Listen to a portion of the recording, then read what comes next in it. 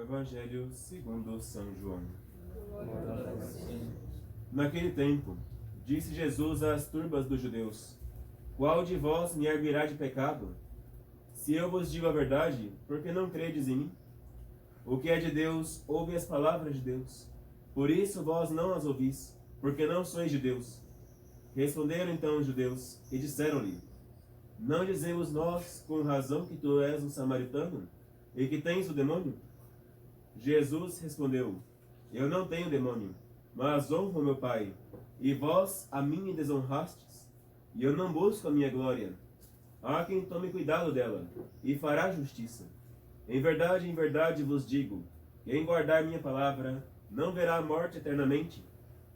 Disseram-lhe, pois, os judeus: Agora reconhecemos que estás possesso do demônio. Abraão morreu e os profetas, e tu dizes: Quem guardar a minha palavra não provará a morte eternamente? Porventura és tu maior do que nosso pai Abraão, que morreu? E os profetas, que também morreram? Quem pretendes tu ser? Jesus respondeu: Se eu me glorifico a mim mesmo, não é nada a minha glória. Meu Pai é que me glorifica, aquele que vós dizeis que é vosso Deus. Mas vós não o conhecestes? Eu sim, conheço-o. E se disser que não o conheço, serei mentiroso como vós. Mas o conheço e guardo essa palavra. Abraão, vosso pai, suspirou por ver o meu dia. Viu e ficou cheio de gozo. Disseram-lhe por isso os judeus: Tu ainda não tens 50 anos e viste Abraão? Disse-lhe Jesus: Em verdade vos digo, que antes que Abraão fosse feito, eu sou. Então pegaram em pedras para atirarem. Mas Jesus encobriu-se e saiu do templo. Ave Maria, cheia de graça, o Senhor é convosco. Bendita sois vós entre as mulheres, e bendito é o fruto de vosso ventre, Jesus. Santa Maria, Mãe de Deus, rogai por nós, pecadores, agora e na hora de nossa morte. Amém. Louvado seja nosso Senhor Jesus Cristo. Para sempre seja louvado nossa Mãe Maria Santíssima. Em nome do Padre, do Filho e do Espírito Santo. Amém. A epístola foi extraída de São Paulo aos Hebreus.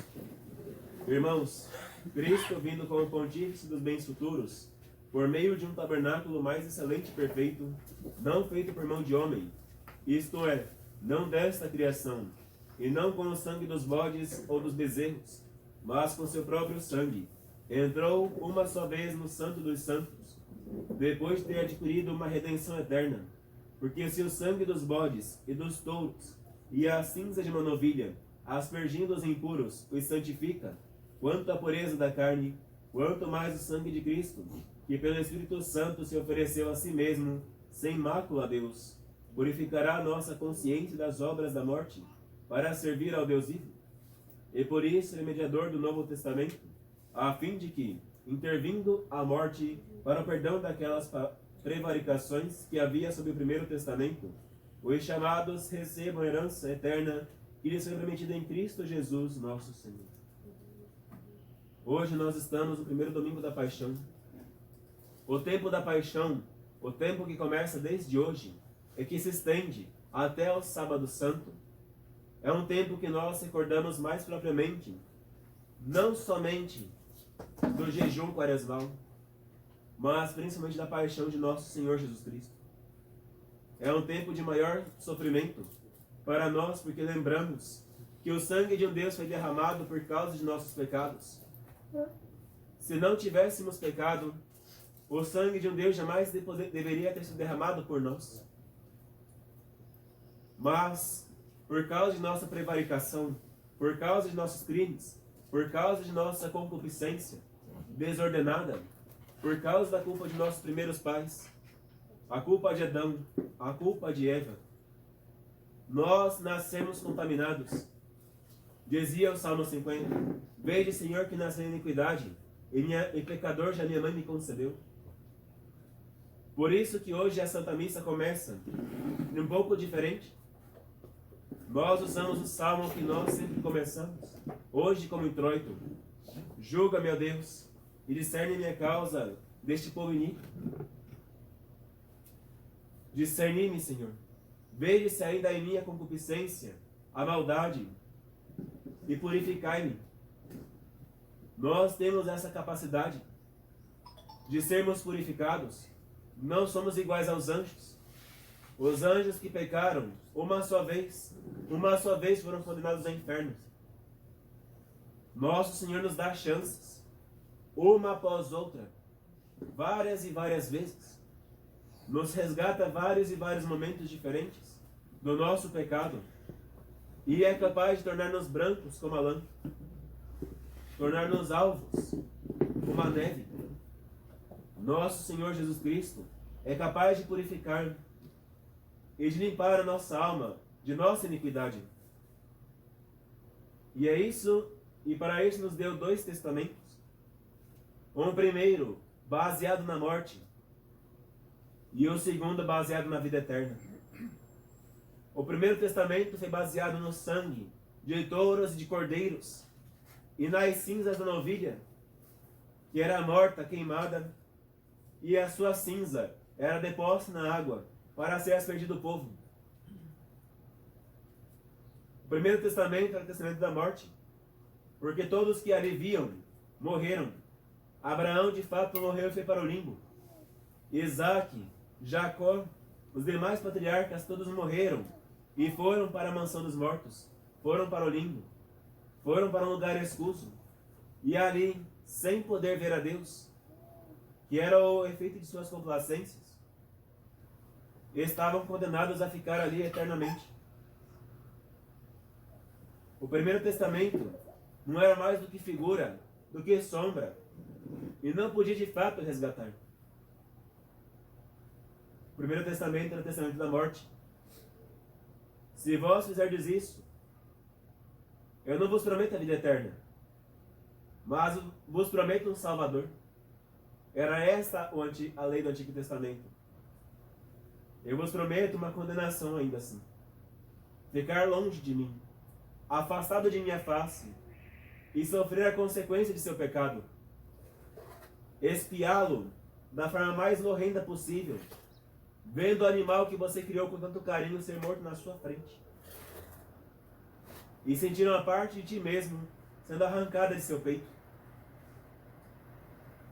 Essa era a lei do Antigo Testamento. O Novo Testamento, todavia, foi pautado no sangue de um Deus. Ele era o único cordeiro de fato sem mancha, branco, imaculado e puro, que não sofreu a contaminação de pecado. Ele mesmo diz: quem de vós me arguirá de pecado?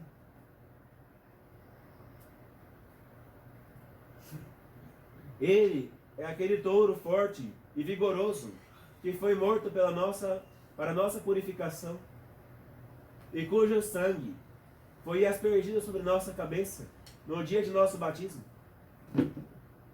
tornando-nos semelhantes a ele. A primeira lei foi a lei da morte. A segunda lei é a da vida eterna. Eis que Jesus Cristo não foi morto, mas entregou a sua vida por nós. Não foi morto como um condenado, como merecesse a morte. Não foi morto como se fosse um criminoso, um homem que não tem como escapar. O Evangelho de hoje nos diz que iriam apedrejá-lo neste mesmo dia. Todavia, saiu como se não fosse com ele. E nenhum pôde tocar-lhe a mão, enquanto não permitiu. Ele entregou a sua vida pela remissão de nossos pecados.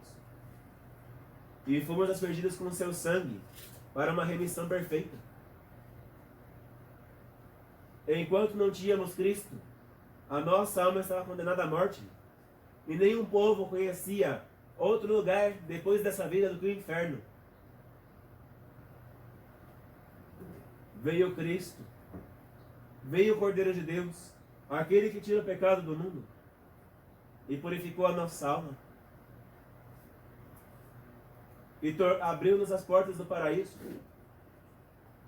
Abriu as portas do paraíso para Ele mesmo, enquanto Cristo abriu a porta para nós, enquanto membros de seu corpo místico.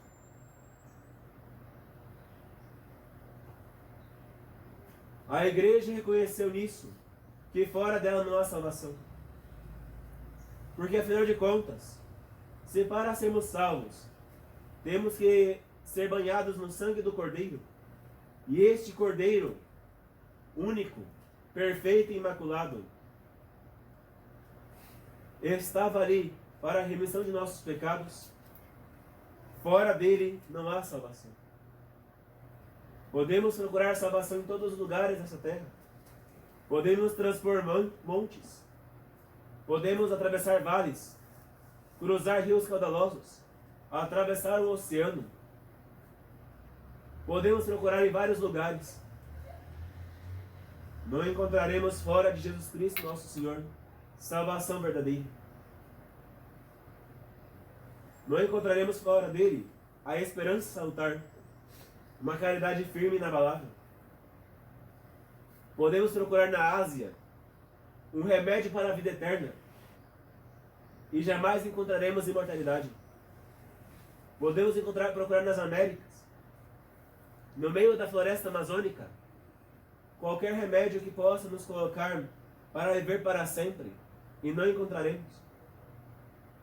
Podemos vasculhar toda a África, a Europa. Podemos enfornar-nos nos perigos da Oceania, com seus animais peçonhentos.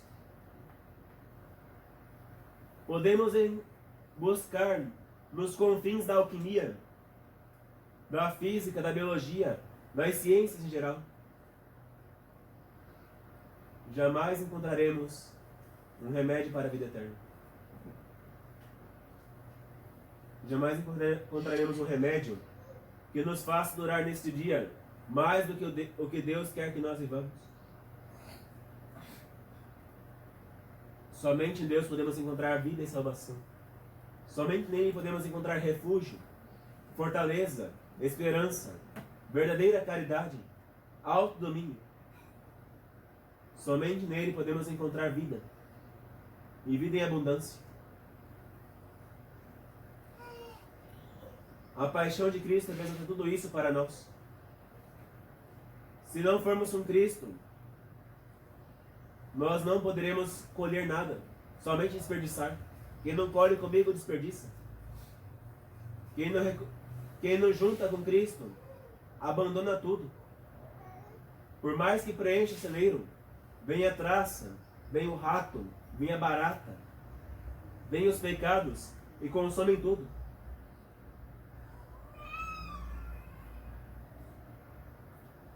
Somente em Cristo podemos encontrar a vida eterna.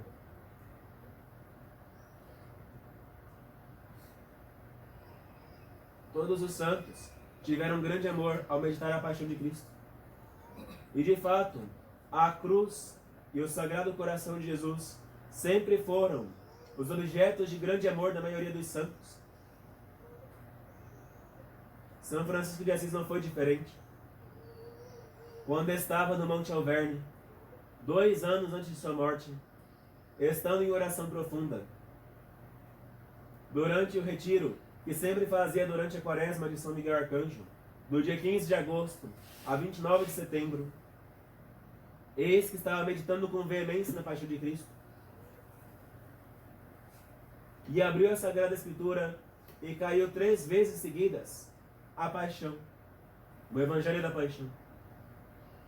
Saindo então de dentro da caverna onde estava recolhido, apareceu-lhe um serafim. 2 asas lhe cobriam o peito, 2 lhe cobriam a cabeça, com 2 ele voava. As suas mãos, os seus pés e o seu lado estavam abertos e sangrando. São Francisco ficou impressionado com aquilo. De repente, um raio de luz saiu de cada uma das chagas do serafim que estava voando em sua frente e furou-lhe as suas mãos, os seus pés e o seu lado. E então aquele santo, que sempre, durante toda a sua vida, admirou e venerou a paixão de Cristo, tornou-se um estandarte vivo do Rei dos Reis e Senhor dos Senhores. A paixão de Cristo para um cristão deve ser venerada com o mesmo amor que venerou São Francisco de Assis. Com o amor de um serafim, o amor daquele anjo mais próximo de Deus, que está sempre presente perante a divina majestade, sempre amando, sempre honrando, sempre servindo, sem querer compreender a paixão de forma clara, com a vergonha dos pecados cometidos, mas com desejo de alcançá-lo um dia e de estar diante de sua face, como aquelas 6 asas que estavam diante dos olhos, diante do corpo e abertas para voar. Ave Maria Puríssima. Sem pecado concebida. Ave Maria, cheia de graça, o Senhor é convosco. Bendita sois vós entre as mulheres, e bendito é o fruto de vosso ventre, Jesus. Santa Maria, Mãe de Deus, rogai por nós, pecadores, agora e na hora de nossa morte.